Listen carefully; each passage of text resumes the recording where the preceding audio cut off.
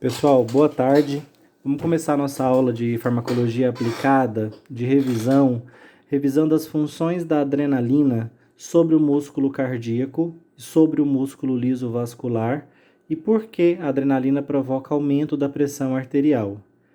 Quando nós entendermos isso, a gente vai estar pronto para entender de que forma eu trato a hipertensão arterial induzida por uma atividade adrenérgica exagerada. Então, a adrenalina é uma molécula hipertensora produzida pelo sistema nervoso autônomo simpático, especialmente durante reações de fuga e luta. Ela é produzida pela glândula suprarrenal e liberada na corrente sanguínea.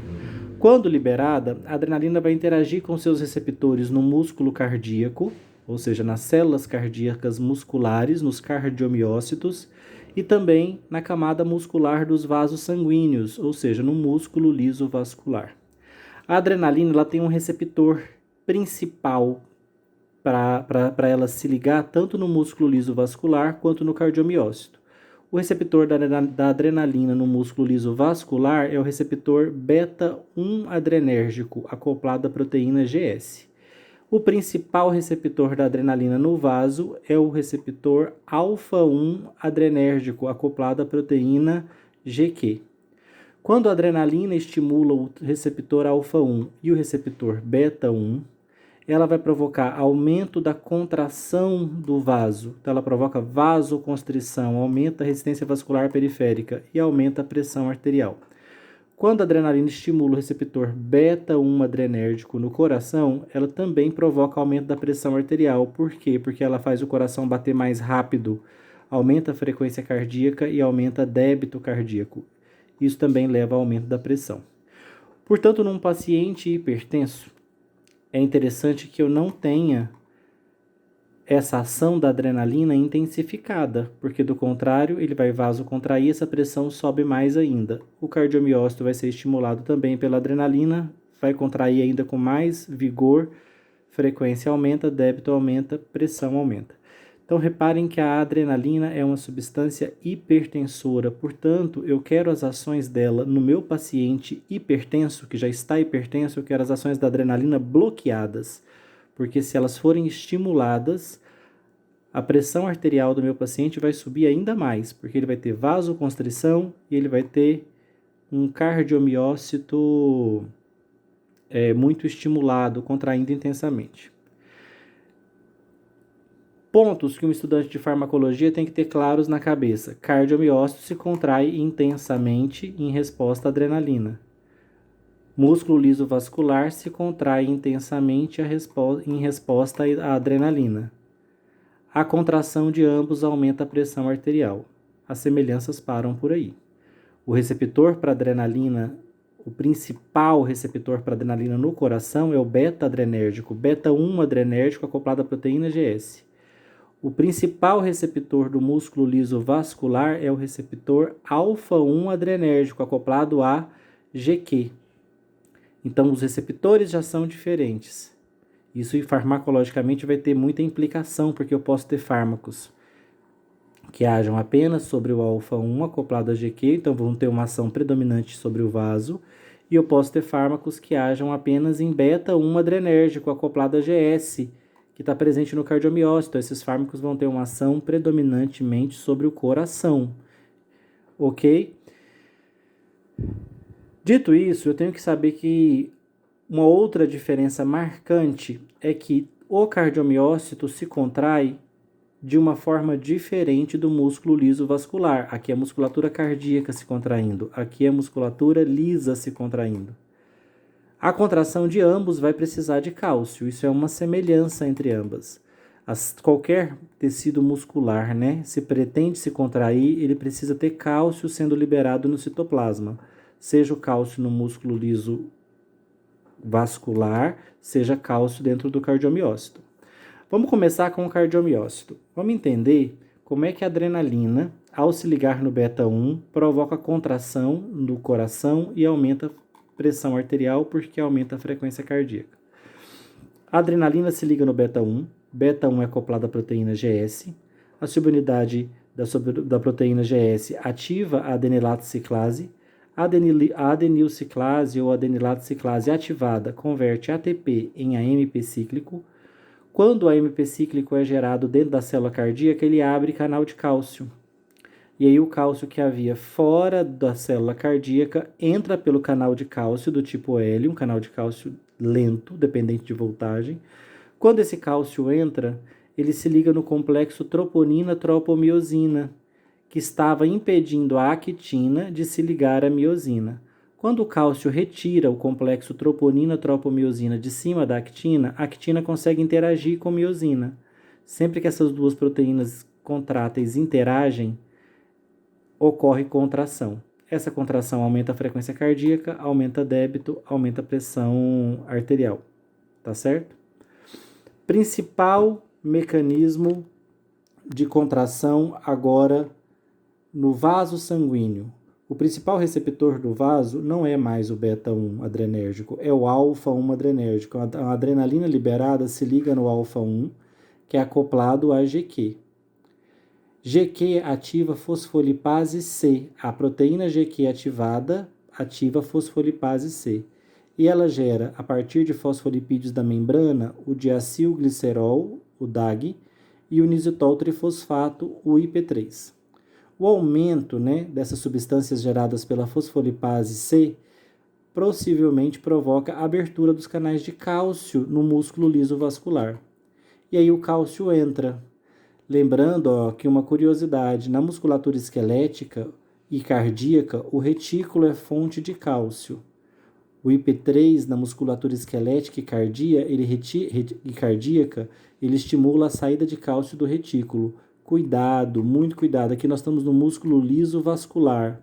Músculo liso, a fonte de cálcio dele é exclusivamente externa. Cálcio que vem do lado de fora da célula, passando pelo canal de cálcio do tipo L aberto.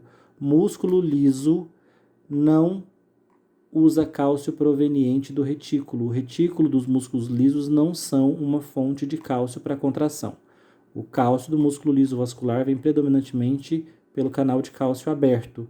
E esse canal de cálcio no músculo liso se abre em resposta à ativação de GQ, com aumento de IP3 e DAG.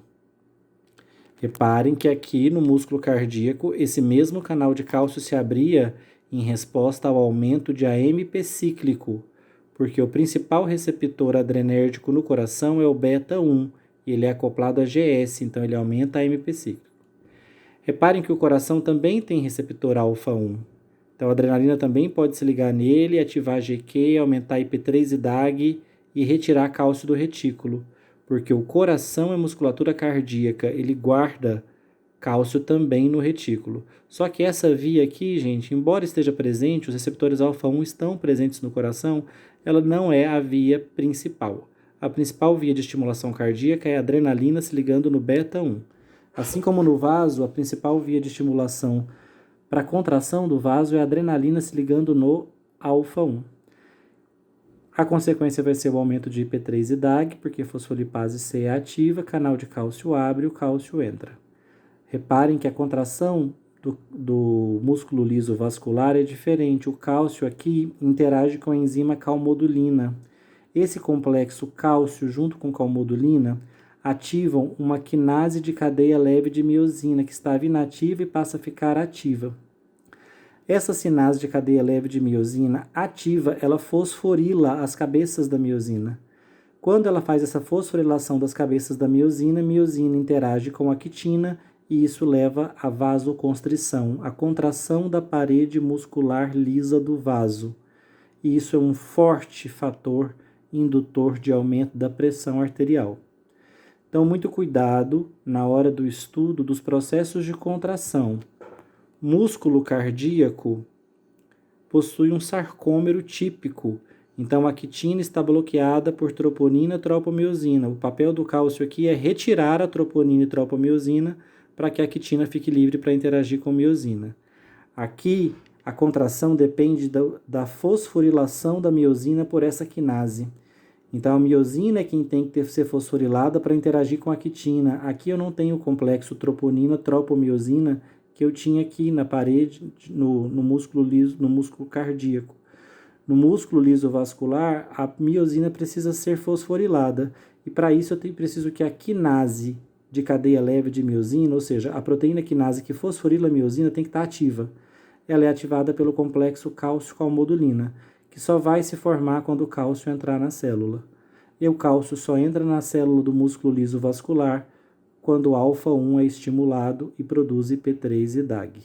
Correto?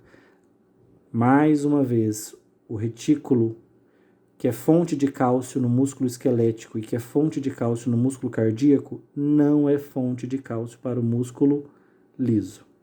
Ok?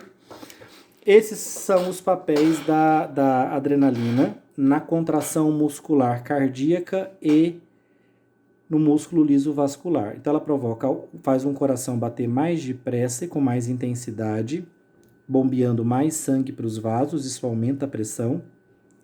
E para piorar, ela ainda vai no vaso e faz o vaso se contrair, aumentando ainda mais a pressão no vaso.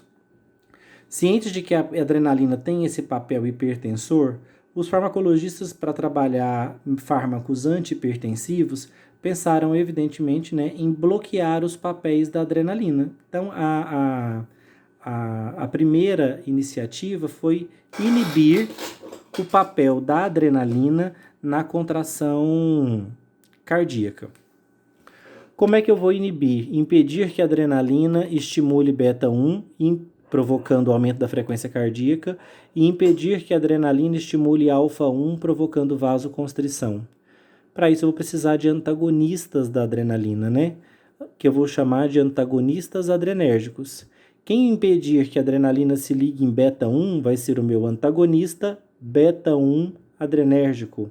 Aqui eu estou falando da classe a qual pertencem o propranolol, o atenolol, o carvedilol, o nebivolol, o timolol, uma infinidade de antagonistas beta-1 adrenérgicos, ou seja, fármacos que impedem a ligação da adrenalina ao receptor beta-1. Propranolol é o protótipo dessa classe. Depois dele vieram vários outros. Se eu quiser impedir que a adrenalina também promova vasoconstrição, eu preciso impedir que ela se ligue ao receptor alfa-1. Eu não posso permitir que GQ seja ativada, porque senão ela vai ativar a fosfolipase C e toda essa cadeia vai acontecer. Para evitar isso, eu preciso de um antagonista alfa-1 adrenérgico.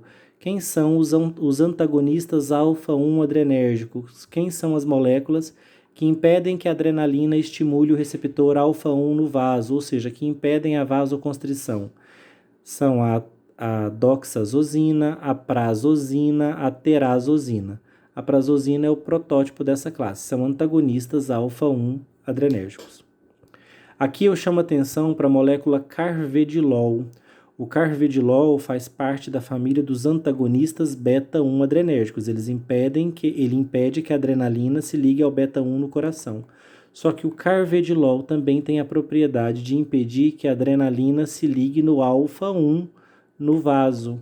Então o carvedilol ele tem efeitos antihipertensivos tanto no vaso, onde ele promove relaxamento, quanto no coração, onde ele diminui frequência cardíaca. Os demais antagonistas beta-1 adrenérgicos, como o propranolol, atenolol, esses medicamentos são antagonistas apenas dos beta-adrenérgicos, do beta-1. Eles não são antagonistas também do alfa. Essa propriedade dupla de antagonizar alfa e beta é uma particularidade do carvedilol, ok?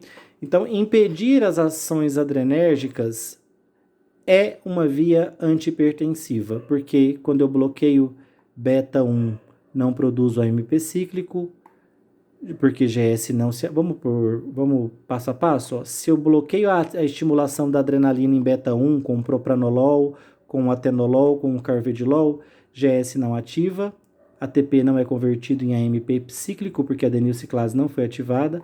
Sem AMP cíclico, o canal de cálcio permanece fechado. Sem cálcio, gente, não vai haver contração. O complexo troponina-tropomiosina permanece bloqueando a actina.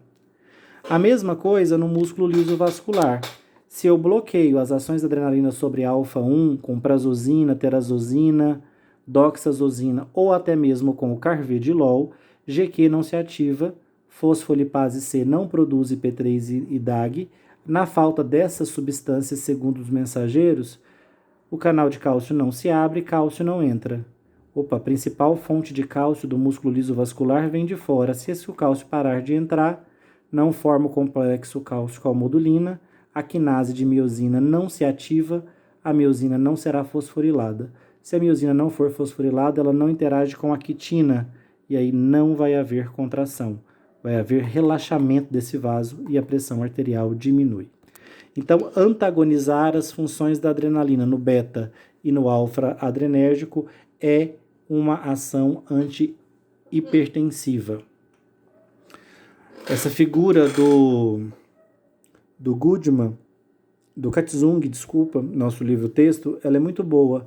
Ela mostra que... Ela está mostrando para vocês aqui, ó, a membrana. Aqui está na membrana da célula muscular do vaso. Mostrando aqui, ó, o receptor alfa-1 adrenérgico. Esse receptor é acoplado à proteína G do tipo Q. Aqui, ó.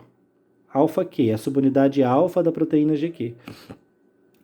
Quando aqui está agonista, né? Mas não é agonista que eu preciso, não. Para tratar a hipertensão, eu preciso de antagonista. Quando o antagonista do alfa-1, ó, não é agonista, antagonista. Quando o antagonista do alfa-1, ele está mostrando para você a via de ativação que uma agonista provoca, ó. Quem é o agonista do alfa-1? Adrenalina. Então vamos lá, vamos ver a via de ativação. Adrenalina estimula alfa-1, ativa GQ, GQ ativa fosfolipase C, fosfolipase C vem na membrana, quebra um lipídio de membrana, fosfatidil-inositol, gerando DAG e IP3. DAG vai ativar a proteína quinase do tipo C, e olha o que o IP3 faz, ó, ele aumenta a quantidade de cálcio livre. Com muito cálcio livre, a proteína quinase dependente é ativada. E o que a proteína quinase ativada faz? Fosforila a miosina. Então, isso aqui é uma via de ativação. Eu não quero que isso aconteça no hipertenso. Eu não quero miosina sendo fosforilada no vaso, senão o vaso vai contrair, vai haver vasoconstrição. Eu quero essa via aqui inibida. Por isso que quando eu uso, para se ligar aqui, ó, propranolol, carvedilol, metoprolol, timolol, esses fármacos se ligam aqui, GQ não é ativada e nada disso daqui para frente acontece.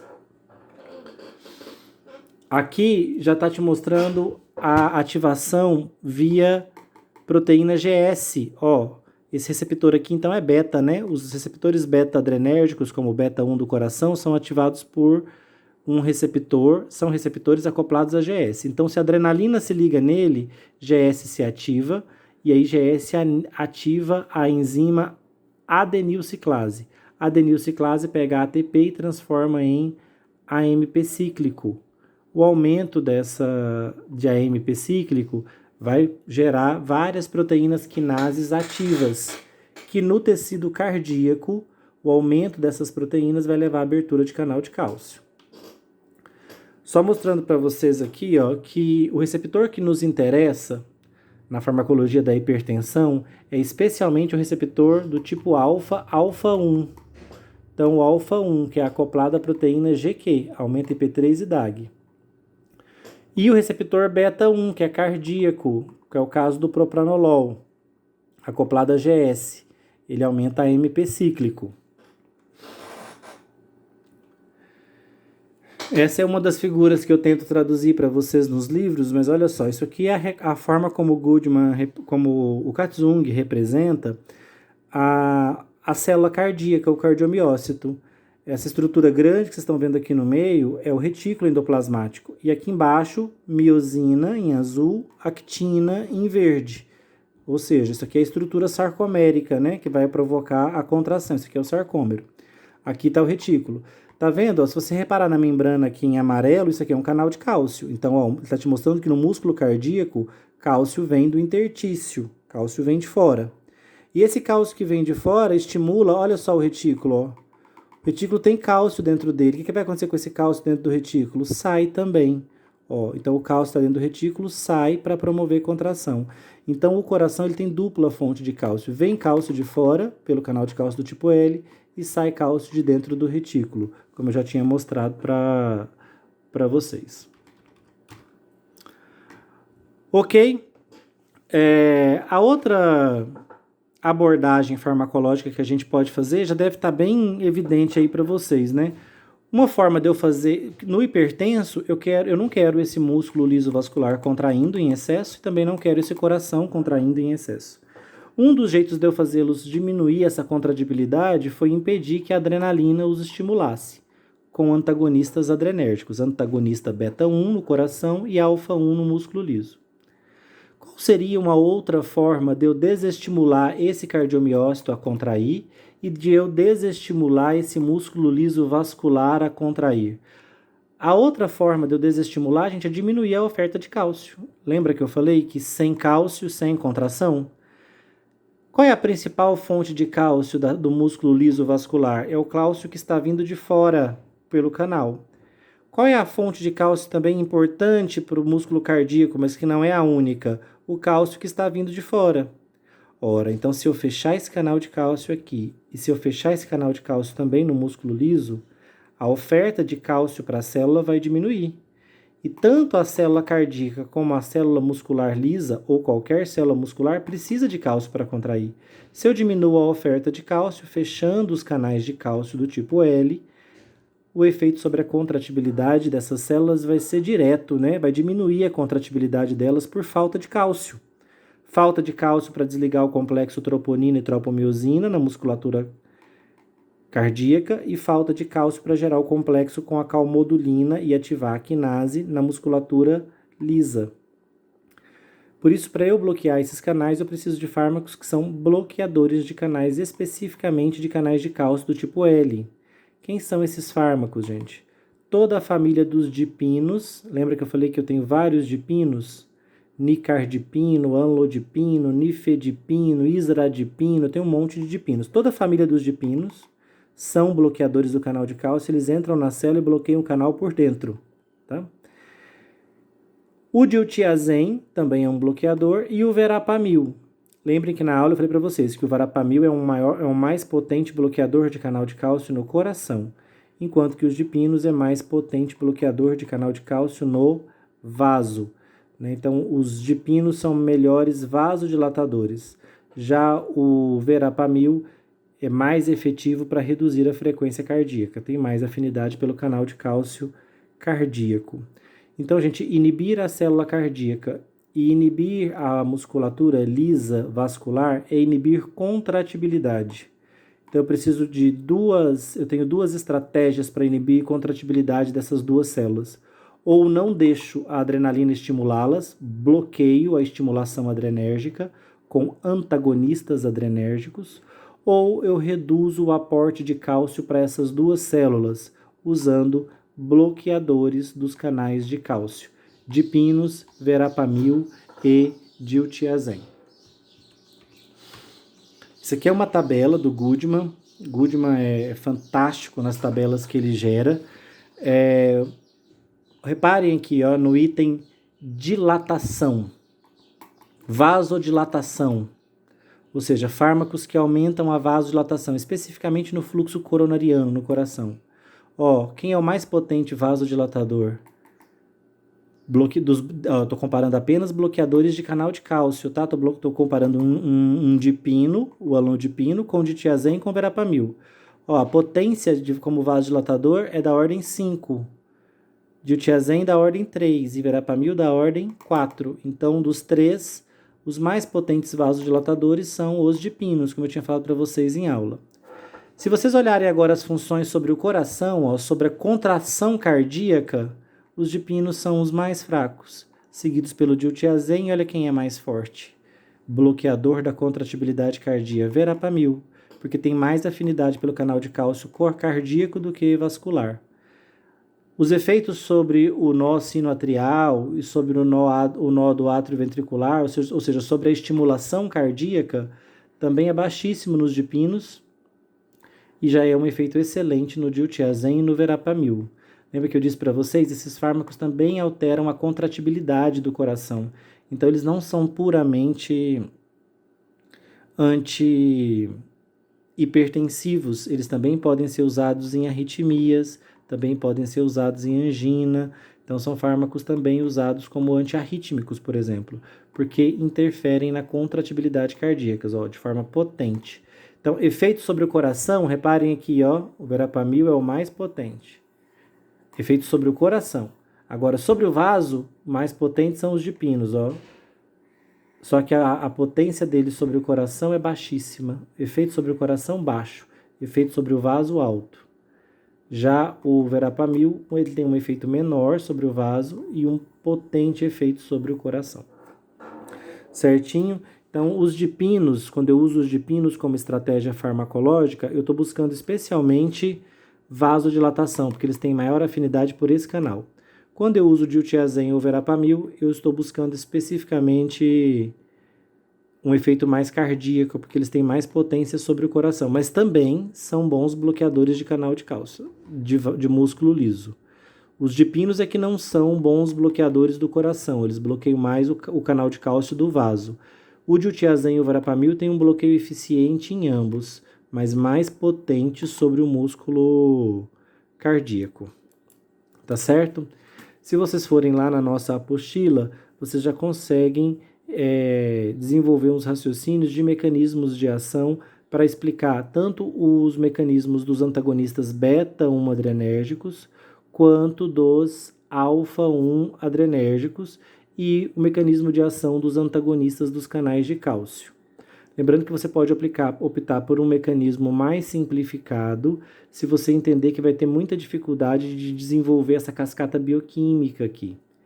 Se optar por desenvolver a cascata bioquímica toda, muito cuidado para saber separar cascata bioquímica de ativação no coração, cascata de bioquímica de ativação no vaso, porque elas são diferentes. Ambas envolvem cálcio, mas as vias bioquímicas são diferentes, porque o alfa-1 é acoplado a GS e o beta-1 é acoplado a GS e o alfa-1 é acoplado a GQ. Isso gera cascatas bioquímicas diferentes e os mecanismos de contração de um cardiomiócito, de musculatura cardíaca, são distintos dos mecanismos de contração de musculatura lisa. Aqui envolve calmodulina, aqui envolve troponina, tropomiosina, embora ambos dependam de cálcio para acontecer. Por isso que o bloqueador de canal de cálcio é efetivo em ambos os tecidos, coração e músculo liso vascular, assim como o carvedilol, porque antagoniza, além de beta-1, antagoniza alfa-1 adrenérgico. Última informação que eu acho importante passar para vocês é essa característica aqui, ó. Os receptores beta existem de 3 tipos, beta-1, beta-2 e beta-3. Eu tenho que me importar também com o beta-2, porque o beta-2 é o receptor adrenérgico dos pulmões. Olha quem é agonista do beta-2, salbutamol. Tem sobre beta-2 a mesma ação da adrenalina. Então vamos lá. Quando a adrenalina se liga no receptor, aqui eu mostrei para vocês, quando a adrenalina se liga no receptor cardíaco, beta-1. Ela ativa GS e promove aumento da contração cardíaca. Quando a adrenalina se liga no beta-1 lá nos pulmões, o efeito é oposto, o efeito é broncodilatador. Então a adrenalina nos pulmões ela broncodilata. No coração ela contrai, mas nos pulmões ela dilata os brônquios. Então ela tem um efeito broncodilatador, que é muito positivo, só que é mediado por receptores beta-2 adrenérgicos no pulmão. O coração tem beta-1. Por isso eu tenho que tomar cuidado quando eu uso antagonistas de beta-1, porque eles podem bloquear a ligação da adrenalina no beta-1 cardíaco, que é o que eu quero, só que também podem impedir que a adrenalina se ligue no beta-2 lá no pulmão. Ao fazerem isso, esse pulmão pode começar a apresentar dificuldade respiratória. Por quê? Porque a adrenalina era para estar lá broncodilatando. E o antagonista adrenérgico não deixou, porque ele bloqueou beta-1 e bloqueou beta-2. Quem faz isso? O propranolol, o protótipo dessa classe faz isso. Ele é antagonista beta-1, tanto quanto é antagonista beta-2. Então ele reduz a contração no coração, só que ele também reduz a dilatação no brônquio, por isso a pessoa tem dificuldade respiratória. Nesse sentido, o atenolol tem vantagens sobre o propanolol. Por quê? Porque o atenolol ele bloqueia as ligações da adrenalina apenas em beta 1, então ele tem um efeito restrito ao coração. Ele bloqueia muito fracamente beta 2 no pulmão. Então o atenolol ele consegue ter efeito cardíaco sem deprimir a minha respiração lá nos pulmões. Tá certo? Vou encerrar por aqui para o vídeo não ficar muito longo. Eu queria que vocês da turma aí que não tiveram a oportunidade de assistir às aulas online porque estavam com internet ruim, assistam esse vídeo acompanhando pelo desenho e me digam o que vocês acharam.